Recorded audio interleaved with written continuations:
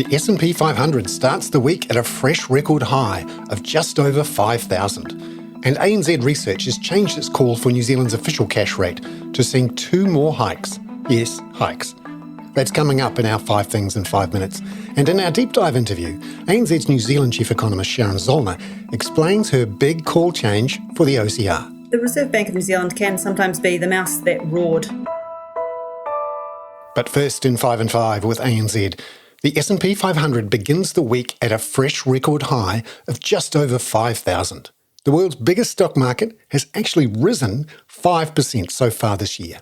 That's despite bond yields bouncing 20 to 30 basis points. It's all about surges in tech stocks, including Nvidia and Meta, after good results last week. Looking ahead, the focus is on US inflation data for January on Tuesday night. The market consensus is for headline inflation for the month of 0.2% and 0.3% for core inflation. Here's ANZ's Group Chief Economist, Richard Yetzinger. They're both roughly consistent with the Fed's inflation target. We're a little bit lower than market, thinking maybe there's a bit of downside risk around the market's numbers. A 0.2 on core and 0.1 on headline, as we're expecting, will continue to provide a bit of tinder for these imminent easing expectations which refuse to die. I don't think the Fed's easing tomorrow, but certainly the market keeps wanting to price that, and I think these numbers will encourage that. Number 2, the Kiwi dollar was strong late on Friday against both the Australian dollar and the US dollar after ANZ Research's OCR call change sparked a flurry of action. The Kiwi starts the week at 94.25 Australian cents, its highest since December 2021, and at 61.48 US cents, up about a half a cent from early on Friday. The Aussie is at 65.25 US cents at 4 a.m. Sydney-Melbourne time. ANZ New Zealand Chief Economist Sharon Zollner changed her view on the OCR's next move on Friday afternoon to seeing 2 more hikes to 6%, with the first one in just over 2 weeks' time and 1 more in April. More on why she did that in our deep dive interview, but the key thing to watch in New Zealand this week will be a speech by RBNZ Governor Adrian Orr on Friday morning, his first for the year. There was a pretty detailed description of what he was going to cover, which kind of gave away the plot. But essentially the argument is that targeting 2% in a flexible way is still the best strategy. And it's also going to discuss how transitory global inflation has given way to sticky domestic inflation. Number 3, there were mixed bank lending and money supply figures from China on Friday night, with stronger than expected new lending figures and just solid money supply growth. Here's Richard again on what that means for China's economy. The money numbers and the inflation numbers provide interesting context around China. Obviously, the same caveat around inflation, just be careful of these January, February, March numbers, but inflation at face value is still quite weak, even if maybe it's been overstated in the very recent data. And the money growth numbers actually are reasonably solid still. Let's call it about 8 to 10% year over year, while you have deflation going on in the prices side of the economy. That's symptomatic that you've got a falling money multiplier, or kind of in more common language, people are preferencing saving over borrowing. There's nothing in these numbers which suggests China economically is about to turn the corner. Number 4, we'll also be watching Australian jobs data for January due on Thursday. Here's Richard on why they're important for the RBA, which is seen on hold until much later in the year. The bank's been trying to push back against expectations that easing is coming soon, or in fact that the next move is an easing. They've tried to say, look, policy could go in either direction and actually further tightening may be required. I don't, certainly in the next couple of months, the prospect of that is extremely low, but these numbers are important. Last time employment fell very sharply, it was very, very weak. We should get a bounce back this time, but the market's looking for something a bit above 30,000. We're a bit softer at 25,000. Anything around those numbers is still consistent with the labour market weakening, a gradual drift higher in unemployment over time, and another signal that wage growth has peaked. Number 5. In Southeast Asia, the big news this week will be the first round of Indonesian elections on Wednesday.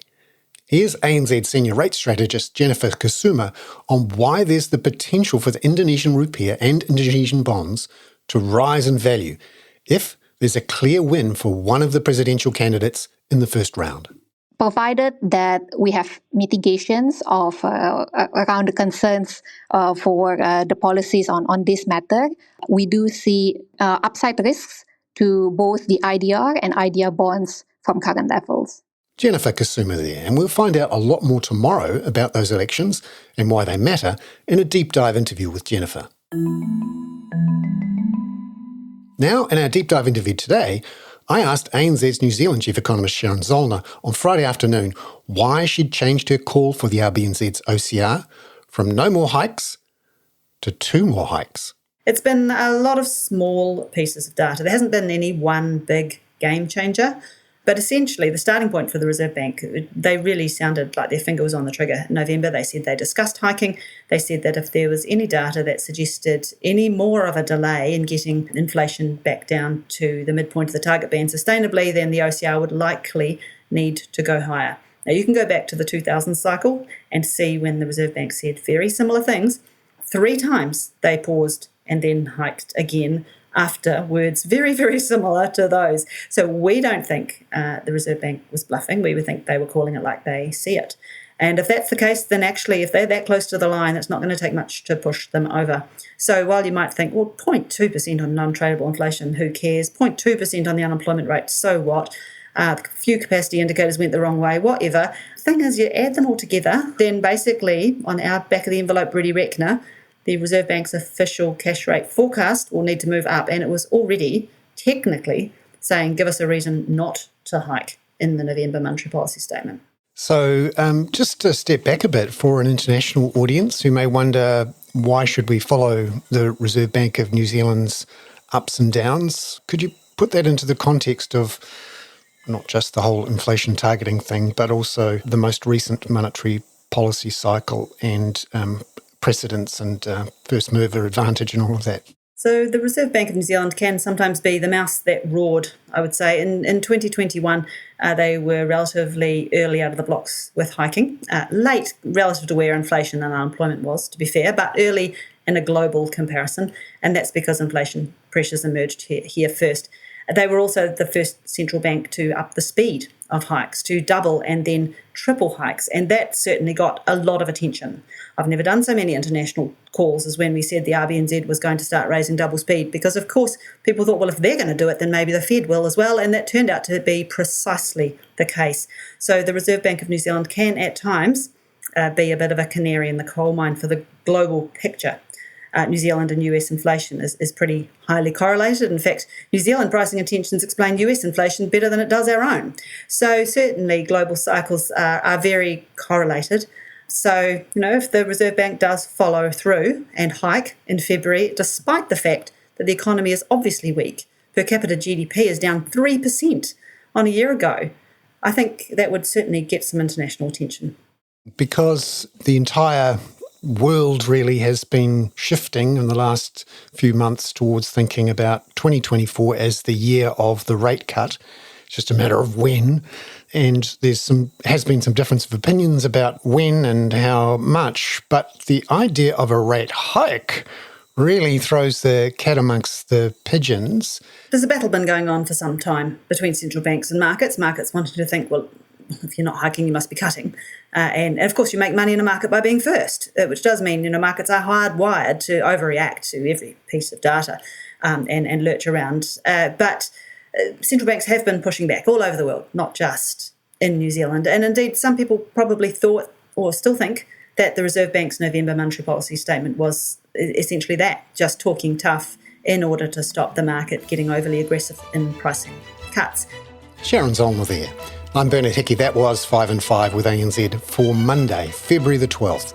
Catch you tomorrow with a closer look at elections in Indonesia, where markets there are on tenterhooks.